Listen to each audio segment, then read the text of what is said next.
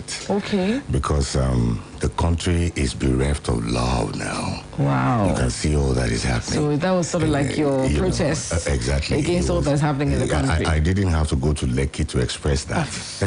Just great one.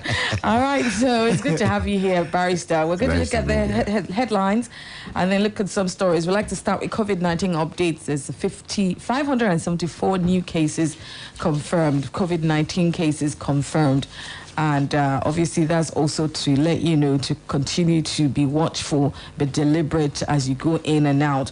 Also, in the headlines this morning, excited, that Ngozi Okonjo-Iweala obviously has been confirmed as WTO DG. All right, here's President Buhari saying that she will excel. Also, Ngozi Okonjo-Iweala, federal government commenced transparent process selection of Okonjo-Iweala as WTO DG. This is in the Tribune newspaper. I'll be back to that. Also in the papers this morning, PDP calls for calm over disturbing Ibadan crisis. Of course, the insecurity in the state also is something everyone has been talking about. It feels like we used to look at insecurity as something that used to be, very far away from us, but, just like we say, once we keep quiet when our neighbor's house is burning, hey, the fire is coming real close. Also in the headlines this morning, it is wrong for Buhari. It is wrong for Buhari National Assembly to ignore calls for restructuring. This is Ayorinde. And let's look at more headlines this morning from the Vanguard newspaper.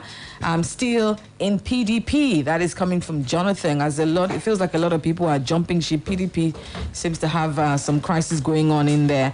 Well, Jonathan, former President Goodluck Jonathan, is affirming that he's still with the People's Democratic Party. Also in the papers this morning, Africa accounts for only 6% global energy, says AFDB. Also find the Vanguard still. We need to get global economy going again. Okonjo-Iweala speaks on new appointment. That's also in the papers this morning. Let's look at the Punch newspaper for a few more stories. Strike hits varsities hard. Students battle filth, water, power problems. That's also in the papers this morning. Finally, before we move on real quickly and take one of our headlines in the papers this morning from the Tribune newspaper. Here's also something that we might look at later. We definitely will look at later on. Northern governors visit Makinde over Shasha Market. All right, now, Plato has joined us this morning. Good morning, Plato. Good morning, Ronnie. It's good to have you here. It's a pleasure. Now, the federal government has described the selection of Dr. Ngozi Okonjo-Iweala as the Director General of the World Trade Organization as the right choice, which will do the organization a lot of good in years to come. Speaking on Monday via Zoom at the WTO Special General Council meeting in Geneva, the Minister of Industry, Trade and Investment, Otumba Adebayo, said the process of selection was not only transparent, but the credit for the resulting success must go to the entire membership and to the Troika. According to him, Nigeria wishes to express profound gratitude and deep appreciation to all the members who, one way or the other, assisted Dr. Ngozi Okonjo-Iweala during the campaign period. Thanks also go to all the regional groupings in the WTO for granting audience and support during and after the exercise. What is this going to do for Nigeria? What is it going to do to Nigeria? The fact that we have not just a Nigerian, not just an African, not just a Nigerian, but a female Nigerian, as WTO DG. Barrister, what is this going to do for us? Well, you see, I am not too hopeful. Wow, okay. As a matter of fact, especially when you look at the basic principles, guiding the WTO in relation to African countries. One can only hope that perhaps things may change. But don't forget that we had such hopes when Barack Obama became the president of America. Most of those hopes were dashed, after his 8 years in office. The Western countries are being most unfair to African countries, especially in relation to those principles that guide the WTO. So as far as I am concerned, I think the only good news about it is just the showing that a Nigerian can be just like any other person in the world. You know, Nigerians are excelling in their various fields all over the world. We have about 3 of us who have been appointed by Biden, you know, into his government. We have Nigerian doctors who you know, exceeding in their vocation all over the world. And then it just beats you. You start asking yourself, why then is it so impossible for us back home here? Our rulers have been unable to manage properly our diversities, and I think that is the greatest problem we're having. We can only hope that these rulers will see what we are missing, what we are capable of, you know, and manage the resources appropriately. Doctor, how about you? Are you hopeful? What does this say for Nigeria? To say hopeful is to make it look like there's actually any hope in it. If you look at one of the core objectives of WTO is trade liberalization, and you want to ask yourself, if you talk about trade liberalization, then it means for you to benefit fully from it, then you must have something you're producing, and we know that oftentimes, if not all the times, what we see in terms of trade relations of African countries with other non-African countries has always been, you know, what I think it was Galton who referred to it as, you know, the peripheral and of course the main relations, where we just produce the raw materials that are taken over there, refined, and then brought back to us to be bought at exorbitant price. So it's actually imbalanced. And I don't see an NOI being there as the DG changing anything. You see, these organizations have statutory roles. They also have what I would call statutory philosophies. And, you know, if I may borrow from Trump, there is a deep state which, regardless of who is there, will not change it. So for me, I just see the emergence of an Ngozi Okonjo-Iweala as a way of validating, you know, and of course, trying to factor in the interests of developing countries. We've seen that done severally. We've seen how, of course, the Mandela was used to invariably just lend credence, some you know, validity to the racial system in South Africa. And of course, we've seen how Obama too was used, like Barrister rightly said. So I don't see anything new. We are not there. We can compete favorably. Take for instance the general agreement on trade and tariffs. It is most unfair to developing countries, particularly Africa.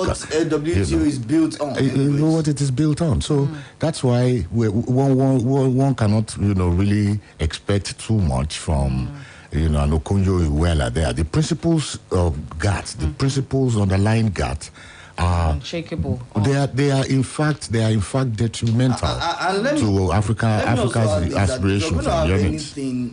You know, favorable to Africa.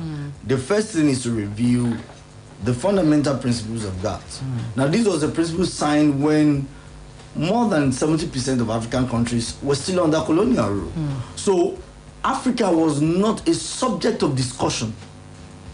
And Africa still, you know, remained a part of this agreement in spite of post-colonial experience. So now, if you enter into an agreement without me in mind, I'm beginning to wonder how you expect to cater for my interests. Interestingly, they expanded their interests and said, okay, to ensure that, of course, developing countries benefit fully from global trade relations. But which global trade relations will you benefit from where you are not made a producer?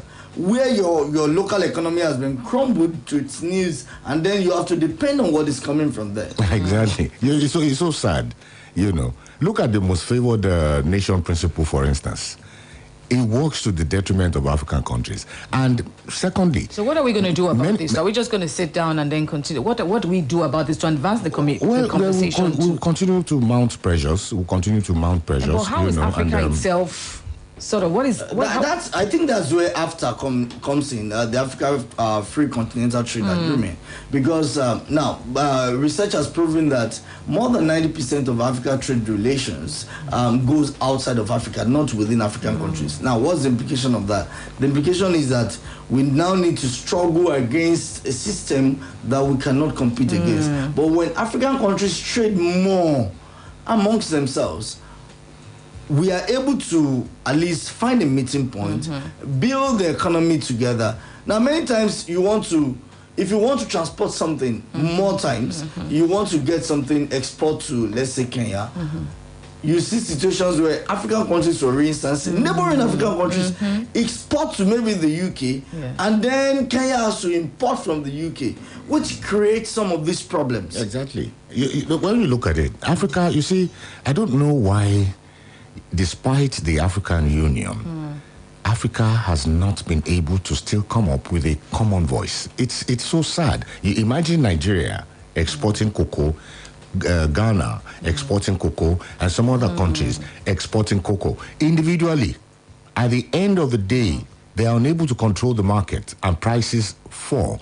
But look at why should be these organizations' policies be skewed against Africa? Why should it be so? Because the bulk of what they are getting to manage their countries is sourced from Africa. Why then should the source be the poverty-stricken nation or poverty-stricken continent? They get virtually everything from here, and they are the buoyant countries, and a lot really has to change. Absolutely. They get everything from here, and then they bring it back to us and then sell it back to us at exorbitant prices. Okay, well, let's move on with this conversation. Not with this conversation, actually, with the insecurity that's happening, but we'll take a short commercial break first. When we come back, there's quite a few headlines on Oyo State. Here's one. The Punch: Oyo plans panels on Shasha crisis. Igboho fund hits 22 million. Also, with regards to insecurity happening on this end, Justin, Northern governors visit Makinde over Shasha market crisis to meet stakeholders on Tuesday. Also, there's something here with regards, IGP deploys intelligence team, 4 mobile police units, helicopter to Oyo. PDP calls for calm over disturbing Ibadan crisis. All of this we'll look at after this short commercial break. It is straight from the dailies. Don't go away. It is time for celebration. 30 years bustling with goodness. The challenge can never ever stop us. You can't underrate us. You can't underrate. But still with so much greatness. Enjoy our world of good.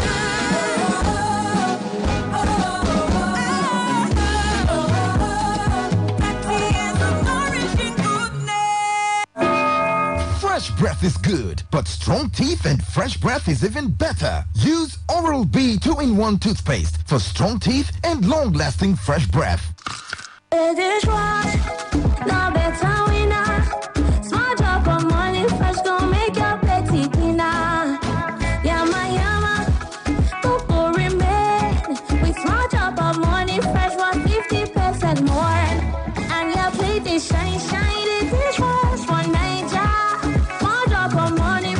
People wey sabi know say Morning Fresh dey finish work 50% better pass others. Make you sef join people wey sabi begin use Morning Fresh. When malaria won't show power for your side, it gon' knock you down. I'm a temp salt gel. Me I can tell you no say malaria medicine we no get bad taste or bitter taste from out, and it dey easy to swallow. Try. I got red game changer. I'm a temp soft gel. I'm a temp soft gel. Now to treat malaria. If body not well after 3 days, see a doctor. Mọ ohun tó ń ṣẹlẹ̀ ní àyíká rẹ nípasẹ̀ ìròyìn BBC ní Yorùbá.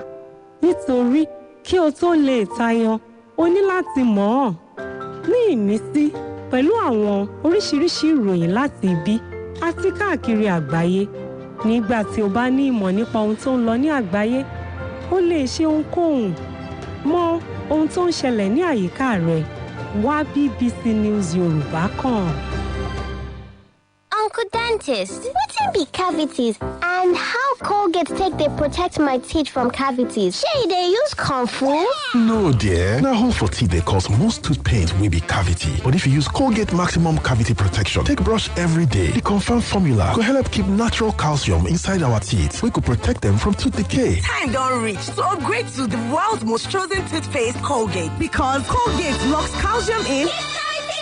Now, the Nigerian Dental Association, they recommend Colgate. Bàbá pẹ̀lú àtẹ̀bí rẹ̀ rí lọ́sẹ̀ tó kọjá. Bàbá pẹ̀lú àtẹ̀bí rẹ̀ rí lọ́sẹ̀ yìí. Ṣùgbọ́n kí ló wá jẹ́ kí nǹkan ó yàtọ̀ fún wọn o? Ẹsẹ̀ rí bàbá pẹ̀lú gbọ́ pé GoTV máa ṣe dín owó wọn kù láti $4,400 sí $3,700 kan ní báyìí. Pẹ̀lú ọ̀pọ̀ eré ìdárayá, eré oníṣe ilẹ̀ wa, tẹlinùfẹ́là àti erémọdé. Inú bàbá pẹ̀lú àtẹ̀bí rẹ̀ kàn dùn ní ṣáá. Nítorí náà, ìwọ náà dàbí bàbá pẹ̀lú. Jẹ́ kí ọ̀pọ̀ rẹ̀ sún sí GoTV Max fún $17,000 kí o bẹ̀rẹ̀ sí ní jẹ̀gbádùn eré ìdárayá lẹ́rẹ̀bẹ̀ntẹ́ lẹ́dínwó máa gọra ẹ nítorí ìwọ̀nba àsìkò láǹfààní rẹ̀ á fi wá o. Ìlànà àti àdéhùn àṣà o. GoTV nífẹ̀ẹ́ rẹ̀. Charles! Yes, mommy? Go and bring 2 sachets of hyper bleach for me. Why 2? Because I'm using one to soak the whites and using one to kill all the germs. But I can't see any germs here. They are so tiny you can't see them. But they are there. And that is why I trust only hyper bleach to kill them all. Make your white fabrics whiter and your household free of illness causing germs and viruses with the disinfecting power of hyper bleach.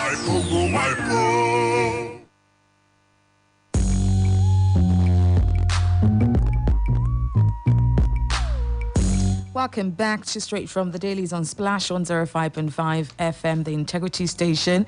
Thank you very much for joining us. Don't forget, we'll look out for your reactions and comments to the stories making headlines. All right, in the Tribune newspaper this morning, following the crisis at the Shasha market in Ibadan, the Oyo State capital, Governor Abubakar Bagudu from Kebbi on Monday led Governors Abdullahi Ganduje from Kano, Abubakar Bello from Niger, Bello Metawale from Zamfara, into a meeting with Governor Seyi Makinde at Oyo State Government House, Ibadan. The governors who arrived at 7:03 p.m. were subsequently led into a closed-door meeting by the host governor, Makinde, which was rounded off after some minutes. The meeting with Makinde has to do with the Shasha market crisis, with the governors billed to make an on-the-spot assessment visit to the market on Tuesday. The governors are also billed to meet with various stakeholders in the crisis on Tuesday with a view to arriving at amicable resolutions. Others present at the meeting are Special Advisor to the Governor on Security, Mr. Fatai Owosheni, Special Assistant to the Governor on Community Relations, Ayawa Community, Alhaji Ahmed Murtala, Serikis representing Hausa communities, among other stakeholders. Now, what are we hoping to come out of this meeting? Well, I strongly pray that the Nigeria's Governors Forum will have a consentient position on this ingravescent crisis, because they are the second line of defense after the federal government. And I hope that this meeting of minds, rubbing of minds by the various stakeholders, would gravitate Nigeria towards what everybody has been yearning for. Right now, as we speak, the governors are so powerful, yet so weak. And there is a need to remove the weakness away from the governors. It is hopeless for a governor who has a crisis in his domain, and yet he has a commissioner of police that he cannot relate with, a commissioner of police that has to take orders from Abuja and things like that.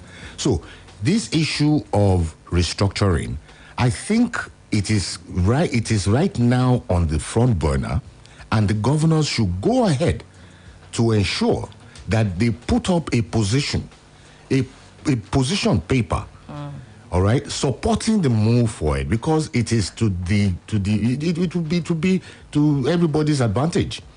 And one other thing I think I noted, particularly in the speech by Seyi Makinde, is the need for our politicians to please play politics in the spirit of the 21st century. Why do I say that? There is this story of an American carpenter who got the contract to build the chair of the Chief Justice of the United States. Right. Now, this is a man who is very well known, meticulous with his job, and always working to time and all that. He was expected to finish that job in a week, but it took him about 2 months. And people went to ask him, why are you paying so much attention to this chair? Why, and taking so long? And he told them, look, I have to ensure that this chair is strong enough for me when I become this, the Justice of the Supreme, the Chief Justice of the United States of America. He was a carpenter then. Ronke, that man, go to be the Chief Justice of the United States of America. And that's what I want to tell opposition politicians. At the center, in the states, you don't have to destroy your state. Because if you destroy it, what are you going to rule over when eventually you come into power? Right. The issue of security is a collective thing. We must all work together. The people who are killing, they don't look at their victims and say, are you APC or are you PDP or are you Labour Party? They don't look at that. They kill whoever. The ones who are kidnapping don't care. They just look at your car, it's big enough, this one will be wealthy. And that could be anybody. It could be a PDP, it could be an APC man, it could be a Labour man.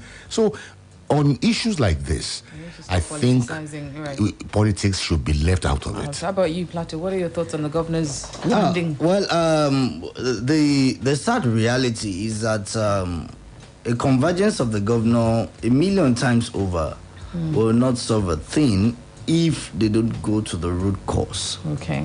Particularly as regards the Shasha issue. I said this yesterday that this thing has a historical background to it. And what will be the solution is to look into the committee system in Shasha Market, which has been the source of a problem. You see, coming to tell the two parties, hey, let's shoot swords, or we need to come together, we are just going to be scratching the surface. And that will not help. Like I said, this is not the first time we'll be having this crisis in Shasha. And so this may not be the last if we don't deal with the foundation of the thing. It's just like the typical tale of, telling the hunchbacked, hey, the hunchbacked porter, well, what you're carrying is slant. And he said, hey, you're just looking at the top. You're not looking at, the base. So we need to look at the deep, the foundation of this. Let's look at the committee system, how it is alleged to be skewed in favor of a particular tribal group against the other. What are the sentiments and, the anger of the host communities? What are what I would call the settler communities doing that is causing this upset? We need to look at all this. Now, on, the issue that Barrister raised as regards opposition members and, opposition politics in Nigeria. One thing is interesting, and this is not just about Nigeria, it's almost everywhere. We saw how Democrats were, silently happy at the several misfortunes of the Trump administration. So it's not a new thing. However, while it is important that, we play politics with all sense of civility, I think, again, those in government, whatever level it may be, should also stop this whole idea of having to say, oh, the opposition. Government has the monopoly of force. And by virtue of that, rather than just keep whining and say, oh, opposition caused this. Well, I don't know what the role of the opposition is in some of these security crises. But then, why not call them out? Don't just allege, because most of these times, it looks like you're just looking for someone to pass the buck to. Right. What in American military term is called passing the buck. You're just looking for someone to pass the buck to. If you have the evidence, mention them. Seek prosecution for them.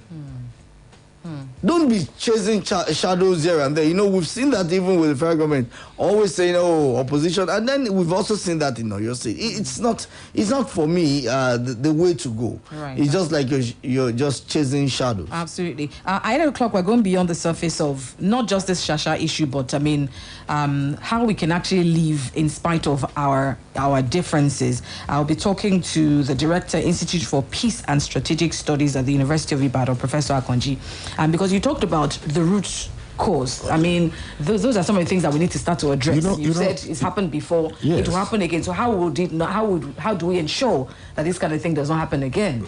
You see, Ronke, I think one of the very major steps that ought to be taken, by the stakeholders, particularly those who have the power of coercion at their disposal, in other words, the government itself, particularly state governments in this respect. There is nothing wrong, for instance, in having Bodija market, let me say, arbitration center, Where they can settle exactly, so that, the courts and justice appear to be very, very far away from the people, But perhaps if we have something of that nature, within that environment, in all of the markets, that are prone to issues like this, perhaps we could have a lesser of the problems. And if they have where we to... must also build legitimacy around them, because again, of course, for instance, this issue of the committee system in Shasha has been up for several years, and several times the residents who were moved from UI when the colonial government took over that land and moved to Shasha community feel that they have never gotten judgment. They've never gotten justice rather. Right. From the government at different levels. So, coming out to this is a pent-up anger. Now they're seeing an avenue for them to ventilate this. So we need to ensure that they believe in that system. If you build an arbitration system and they don't believe in it, they feel that we won't get justice. Okay, let's quickly take a time check. When we come back, one of the things that they are looking to do is sort of set up a panel. How successful will this panel be? What are we looking? Well, let's take the 7 o'clock time check, and then we'll be right back on Straight from the Dailies. Don't go away. Splash FM 105.5. Mamas, on a good morning, for your picking bright smile, make sure say them they brush every day with Colgate Maximum Cavity Protection, because Colgate locks calcium in. Splash FM 105.5. Welcome back. Thank you very much for sticking around with us today. It is Straight from the Dailies, and we're bringing you news straight from the Dailies. Obviously, the newspaper is filled with lots of stories from Oyo State here due to the recent issue that happened at Shasha, in Shasha. A related story to this says the Inspector General of Police, Mohammed Abubakar Adamu, on Monday ordered the immediate deployment of police intervention and stabilization forces to Oyo State to reclaim the public space, reinforce security, and bolster public confidence in the areas affected by the recent crisis in the state.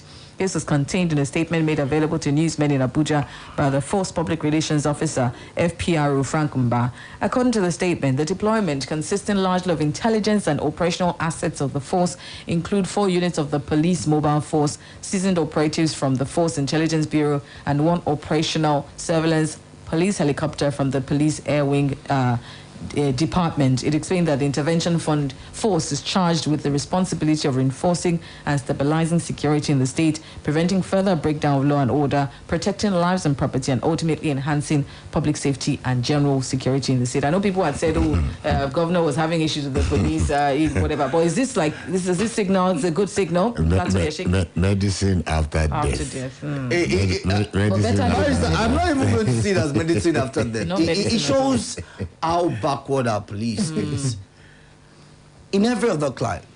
And this is something some of us have said. You go into police research and people are saying, hey, beyond the whole nonsense of saying maintenance of law and order, the police is now talking about social service provision. And how do you do that? Social assistance. There is a crisis. This is not a time now. Have they even taken time to study what the issues are? This is not a time where you feel that, you want to exact force. Swoop in and become the hero. There are times when all you need to do is just win the trust of the people. Yes, the place of force will be there. But our police still works with this 18th, even the Robert Peel mentality where you feel that the gun is just the solution to everything. Well, what they could have done is just, meet with these people. The IG himself or the CP could come. Let's have a conversation. Hey, let's have a conversation. We don't want this.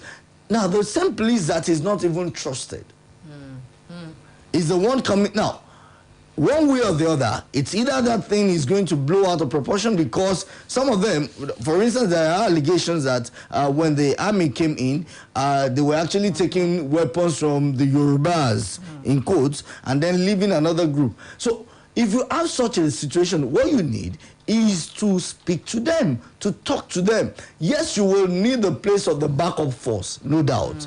But then there is a place of, conciliation. Conciliation. It's not just about believing that the gun is going to do everything. You have you are going to now for every single person, and God forbids, if in the course of exerting force, one of those on any side is killed, it doesn't help in resolving the crisis. It only helps in blowing it out of proportion. Right. You see, the way I see it, it's so unfortunate that the police are shirking in their responsibilities, particularly as relates to preventing the commission of crimes. They appear to be more poised towards, the after effect, like Plato is saying, armed and all that and what have you. The police, the impression the people have of the police is yet to change. The people see them as vermin. And isn't that what they are? I got a report yesterday of some boys who were in a bus. They were discussing the NSAS problem. Unknown to them that there was a police officer inside the same bus. And then when one of the boys alighted, he called other policemen and they arrested them. In a country where democracy is the order, in a country of free speech. It's called the solidarity. It's not actually in Nigeria alone. When the Black Lives Matter issue happened in the US, there were situations. This sense of brotherhood in blue. Let me use that word, brotherhood in blue. At least they're not using black again. Brotherhood in blue. It's us versus them is just the major problem. And some of us have said we need to change this orientation. Look, they know majority of these trouble spots. That's why I'm emphasizing prevention. Is the police no longer detailing officers into those areas for intelligence gathering? That used to be the proper order, or that should be the proper order. Intelligence gathering, barrister, you see? Yes. The police too will do that. Well, I think our police is becoming commercial. So you can imagine. Commercial interest. You can imagine. The commercial interest they really is more need. important. We need. You see, the only way to resolve this crisis, this problem, is, and that's why I am appealing that the coming together of the governors on this issue, this common area of interest, there should be more pressure for state police, for the allowance of state police. Because if there is state police, then the issue of condemning a governor for the insecurity within his state, when in actual fact his hands are tied, would be over. Right. We have a big problem and we must resolve it. The police as it is presently constituted is not helping matters at all. All right, we can't take any more stories, so we're going to open phone lines and take your reactions and comments. So if you're on Twitter, please tweet at @SplashFM1055. Tweet at @SplashFM1055. Raji Afiza Bidemi, thank you so much. He says 3 northern governors visit Governor Sheyi Makinde. As far as my own is concerned, this is welcome development. To keep Nigeria one is a task that must be done, and those people that feel evil should stop it. God bless Nigeria. Thank you very much, Raji, for always. All right, well, keep the texts coming, keep the messages coming on Twitter, and of course you can call in real quickly on 0809 155 1055. or 080-5699-8678. Call us real quickly. We'd love to hear your reactions and comments to the stories making headline. Oluwole Adeosho says, Barrister and Plato, your comments are quite commendable on the issue at Cheshire Market, but this would not have escalated to this point if there is no clear favoritism to one ethnic group. This is the root cause. All right? Okay, let's keep it coming. 0809-155-1055. 0809-155-1055 is the number to call. Would love to hear from you. Hello, good morning. Hello. Hello. Good morning. What's your name, please?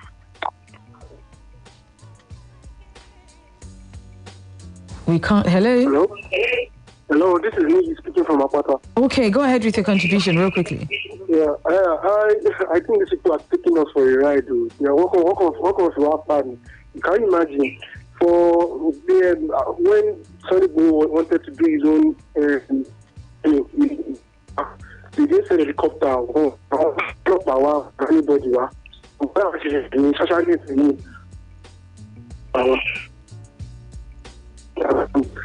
waiting. 2023. We are waiting. All right, thank you very much. Thank you. Okay, all right, calling real quickly. We'd love to read from you as well. Okay. Great. Okay, number to call is 080-5699-8678. Call us and share your thoughts and contributions to the stories this morning. We'd love to hear your views and your thoughts to the stories making headlines on 0809-155-1055. This number is 0809-155-1055, I believe. Okay, well, try any of the numbers, I'm sure you. Hello, good morning. Yeah, hello, good morning. Good morning. What's your name, please? Yeah, my name is Kazim. I'm calling from Academy. Good to have you here, Mr. Kazim. All right, go ahead. Yeah, I just want to implore our governor to... Oh, what happened there? All right, please try and call back. Try call back real quickly. All right, 080-5699-8678 or 0809-155-1055. That is the number to call. All right, we'd love to hear your views on the stories making headlines this morning. Or if there's any story that resonates with you personally, feel free to chime in. Hello, good morning. Yeah, Kazim calling back. Okay, good to have you back. Go ahead. Yeah, I just want to implore the Nigerians that we should allow peace to reign, especially in this part of the state. We need to learn to live peacefully among each other. What is happening and what happened in Sacha or what is happening in Sacha is a very bad story to tell. But I think the governor and the security operatives should be able to arrest the situation and down the tension all over. So because I still believe in one Nigeria, even though these are leaders, they are what they have. So I think we can still make this Nigeria work as a one entity. And let me digress a bit, please. I don't know if it's been to immigration recently because the unavailability of booklets for Nigerians who are looking for their passport is becoming something alarming now. Please, I am imploring to please say something about this because you have the voice over there. Because people are just frustrated about this thing.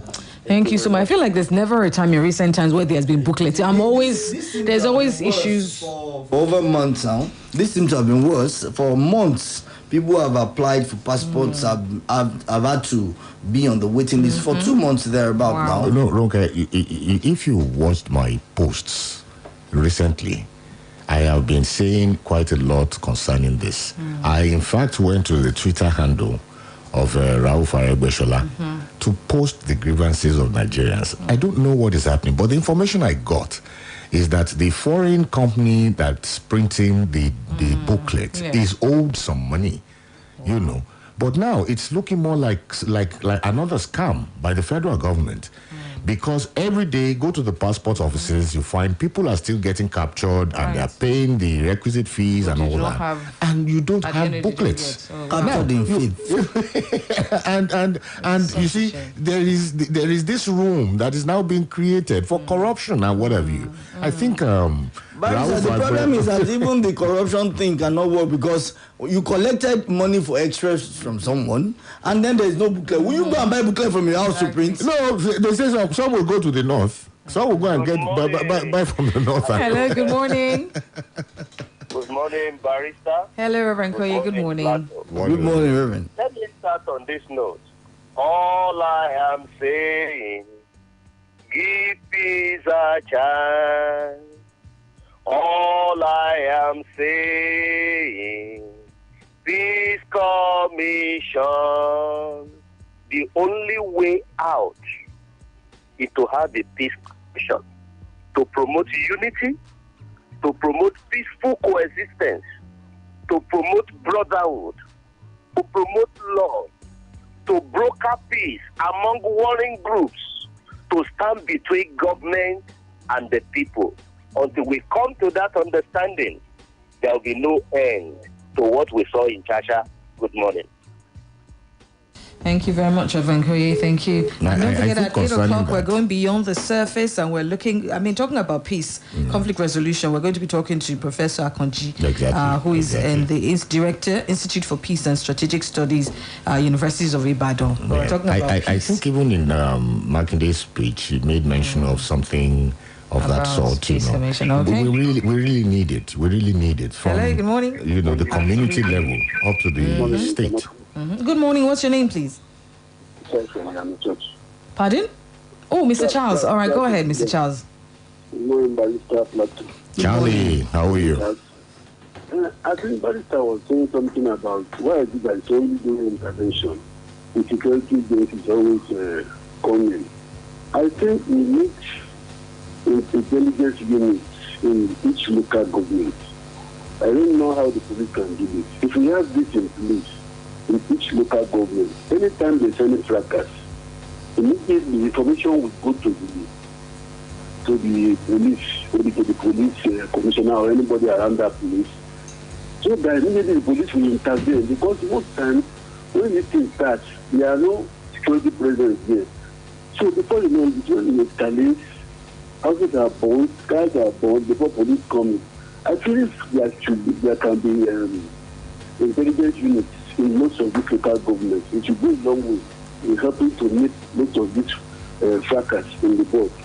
And I use the opportunity to congratulate Mrs. Okonjo-Iweala. It shows that Nigerian women, they have character and they are strong women. Thank you. I'm seeing Nigerian women to become Nigerian president in the future. If we can give them that chance, I think maybe we will perform better than even men. Thank you. All right. Thank you. Nothing you said there is new, man. We always knew that Nigerian women. Okay.